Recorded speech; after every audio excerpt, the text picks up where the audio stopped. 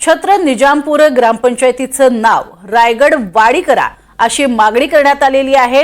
अर्थातच आमदार पडळकर यांच्याकडून स्वराज्याची राजधानी किल्ले रायगड ज्या ग्रामपंचायतीमध्ये आहे त्या ग्रामपंचायतीचं नाव छत्री निजामपूर असं आहे आणि या नावावरती गोपीचंद पडळकर यांनी आक्षेप नोंदवलाय।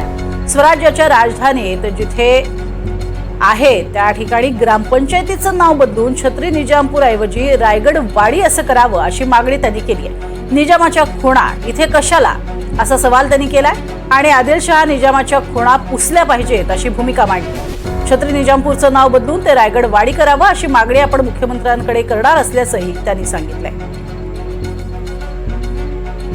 काल जेव्हा इथं आलो रायगडला तर मी जवळपास 3-3.5 तास सगळ्या विषयावरती चर्चा केली।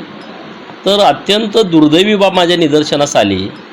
रायगड किल्ला अखंड हिंदुस्थानातील लोकांचं जे ऊर्जा केंद्र आहे, छत्रपती शिवाजी महाराज अनेक वर्ष इथं वास्तव्याला होते, त्यांचं राजधानीचं हे ठिकाण आहे आणि अशा रायगड किल्ल्याचा जी ग्रामपंचायत आहे त्या ग्रामपंचायतीचं नाव छत्र निजामपूर आहे।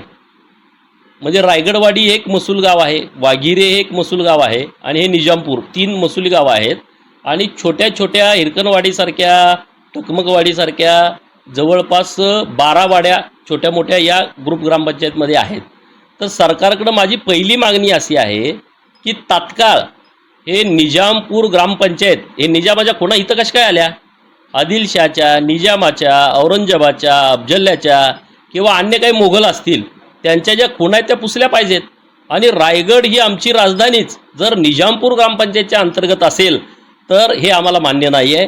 रायगडवाडी हे ग्रामपंचायतचं नाव असलं पाहिजे आणि सर्व ग्रामपंचायतीची कार्यालय हे रायगडवाडीत असली पाहिजेत ही मागणी आमची सरकारकडे आहे आणि तशा पद्धतीनं मी माननीय मुख्यमंत्री महोदयांच्याकडं छत्र निजामपूर या ग्रामपंचायतचं नाव बदलून ते रायगडवाडी करावं अशी मागणी करणार आहे।